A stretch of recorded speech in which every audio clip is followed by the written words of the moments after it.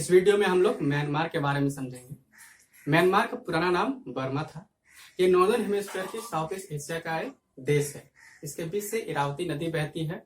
ये जो है 5 देशों से अपना बॉर्डर शेयर करता है, जिसमें से इंडिया, चाइना, लाओस, थाईलैंड और बांग्लादेश है। इसकी राजधानी नाइपीताव है। इस बर्मा की सबसे बड़ी जो शहर है वो है यंगून। ठीक है, यहाँ पे 2 कास्ट के लोग रहते हैं, मॉन और प्यू। 1754 में अलोम्पाया नाम के राजा ने मॉन साम्राज्य को खत्म करके यहाँ पे बर्मीज वंश की स्थापना की थी।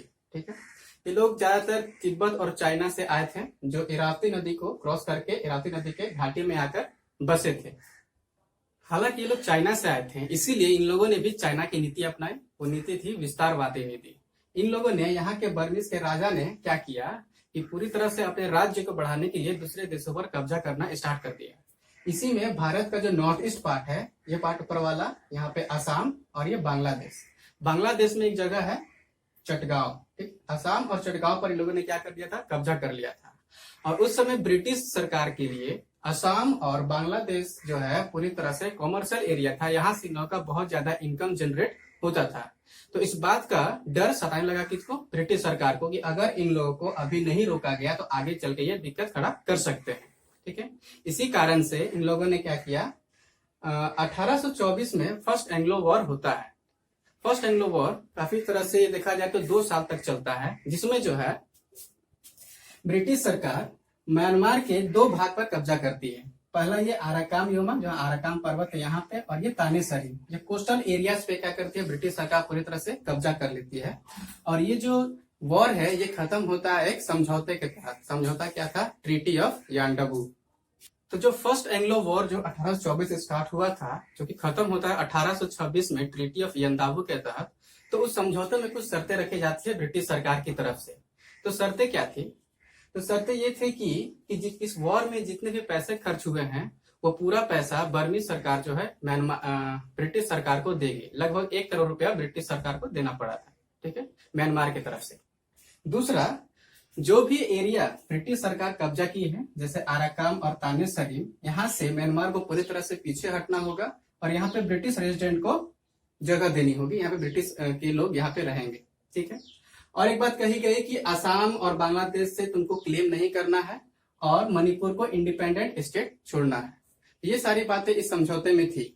और एक बात ये थी कि जो भी यहाँ पे व्यापार होगा, उस व्यापार में ब्रिटिश सरकार का भी हिस्सा होगा, ब्रिटिश सरकार की तरफ से ही व्यापार होगा और इस व्यापार में ब्रिटिश सरकार भी सम्मिलित रहेगी। तो इतने सारे समझौते को साइन करने के बाद जो पहला एंग्लो वॉर था, एंग्लो बर्मीज वॉर, वो खत्म होता है। अब आते हैं सेकेंड एंग्लो बर्मीज वॉर, जो कि 1852 में हुआ था। इसका कारण क्या था, तो कारण ये था कि जो ट्रीटी साइन हुआ था दोनों के बीच 1826 में, तो उस ट्रीटी में कुछ अनबन होने लगा। कैसे, जैसे म्यांमार कह रहा था ब्रिटिश से कि ये लोग ट्रीटी से कुछ अधिक ही मांग कर रहा है, और ब्रिटिश कह रहा है कि ये लोग, म्यांमार जो है ट्रीटी का ठीक तरह से पालन नहीं कर रहा है। ठीक है, इस बात को देख के दोनों में क्या हो गया, अनबन स्टार्ट हो गया। और म्यांमार क्या करने लगा था, यहाँ पे जो ब्रिटिश रेसिडेंट आकर बसे थे उनको यहाँ से हटाना स्टार्ट करने लगा था।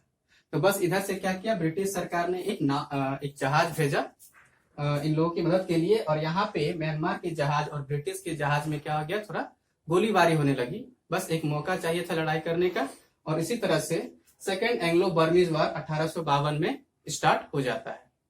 और इस सेकेंड एंग्लो बर्मीज वॉर में ब्रिटिश सरकार जो है पूरी तरह से म्यांमार के साउथ पार्ट पर कब्जा कर लेती है। ठीक है, तोंगू तक लेकर पूरी तरह से म्यांमार के साउथ पार्ट तक वो कब्जा कर लेती है, और नीचे पूरी तरह से ब्रिटिश सरकार का शासन हो जाता है म्यांमार के नॉर्थ। तो अब बात करते हैं थर्ड एंग्लो बर्मीज वॉर, जो कि 1856 में लड़ा गया था। तो इसका 2 कारण था। पहला कारण क्या था, यहाँ पे एक कंपनी थी, बॉम्बे बर्मा ट्रेडिंग कॉर्पोरेशन। इसका काम क्या था, तो जो तोंगू एक शहर है, यहाँ पे सागौन का लकड़ी बहुत ज्यादा ही मात्रा में, पेड़ बहुत ज्यादा मात्रा में होता है, तो यहाँ से इसी का व्यापार होता था, किसका, सागौन की लकड़ी का। सागौन की जो लकड़ी होती है वो काफी हल्की, काफी लंबी और काफी मजबूत होती है। ठीक है, तो यहाँ पे बर्मीज लोगों ने बर्मा ट्रेडिंग कॉर्पोरेशन पे क्या किया, एक टैक्स लगा दिया। दूसरा, इस पे फाइन ठोक दिया।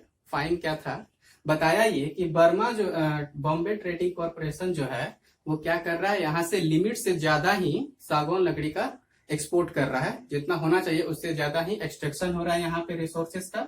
और यहाँ पे जो लोग बर्मीज लोग यहाँ पे ब्रिटिश के अंदर काम करते थे, उन लोगों को ठीक से पेड नहीं किया जा रहा है। ठीक, तो पहला कारण ये था। दूसरा कारण ये था कि उस समय 1883 में जो बर्मीज लोग थे वो कहाँ जा रहे थे, यूरोप जा रहे थे टेक्निकल नॉलेज के लिए। ठीक, लेकिन उसी समय क्या था कि जिस समय बर्मा जो है उस समय रिसोर्सेज के मामले में काफी रिच था। तो जिस तरह से ब्रिटिश यहाँ पे अपना हक जमा रहे थे, उसी तरह से फ्रांस भी क्या कर रहा था, बर्मा के साथ मिलकर व्यापार करना चाहता था। तो यहाँ से जब वो लोग यूरोप गए टेक्निकल नॉलेज के लिए, बर्मीज लोग, तो बर्मी लोग क्या किया, चुपके से कहाँ चला गया, फ्रांस से हाथ मिलाने। ये बात जैसे ही फ्रांस में बैठे ब्रिटिश राजदूत को पता चली, तो ब्रिटिश राजदूत ने तुरंत ब्रिटिश को बता दिया। और इसी के कारण बर्मीज और ब्रिटिश में अनबन होना फिर से स्टार्ट हो गया। और ये दोनों के कारण तीसरा एंग्लो बर्मीज वार होता है 1856 में।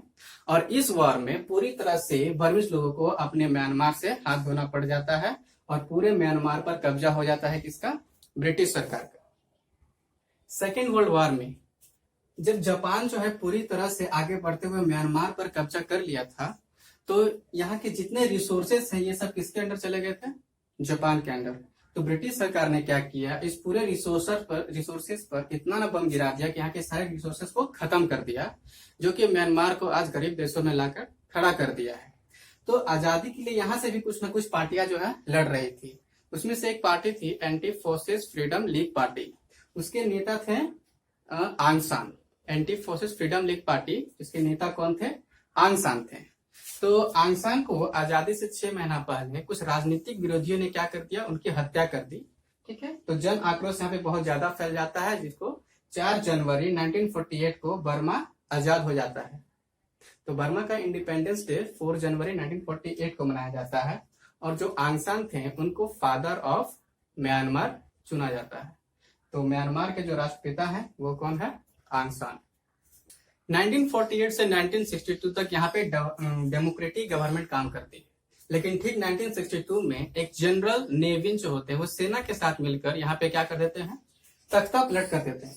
तख्ता पलट क्या होता है कि जैसे किसी देश की सेना अपने ही देश की सरकार को हटाकर वहां पे राज करने लगे, उसे तख्ता पलट कहते हैं। ठीक, तो आगे चलकर 1962 में जब यहाँ पे म्यांमार का तख्ता पलट हो जाता है, फिर आगे चलकर क्या होता है कि 1988 में सौ मोग, एक सेना अधिकारी होता है सौ मोग, उसने नया सेना का गठन करता है। गठन करने के बाद वो क्या करता है कि बर्मा का नाम बदलकर म्यांमार रख देता है। म्यांमार के जो राष्ट्रपिता हैं यू आंग सान, उन्हीं की बेटी है आंग सान सूकी। आंग सान सूकी, मुझे लगता है कि उनका आधा जीवन जो है जेल में ही कट गया है, क्योंकि यहाँ पे कई बार इंडिपेंडेंट चुनाव हुए हैं लेकिन फिर भी उसका कोई फायदा नहीं हुआ। उनपे कहीं ना कोई चार्जेस लगाकर उनको कभी नजरबंद कर दिया गया या तो कभी 26 साल के लिए जेल में रख दिया गया। ठीक है, थैंक यू।